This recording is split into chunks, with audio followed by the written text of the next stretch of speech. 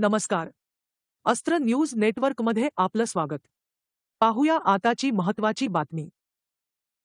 पुण्याचे पालकमंत्री अजित पवार यांनी आज 14 जून रोजी आषाढीवारी नियोजन, पावसाळापूर्व आपत्ती व्यवस्थापन, पुणे शहरातील वाहतूक कोंडी, श्री क्षेत्र भीमाशंकर मधील विकास कामे, लहुजी वस्ताद साळवे स्मारक व सावित्रीबाई फुले स्मारक उभारणीच्या कामांचा आढावा घेतला.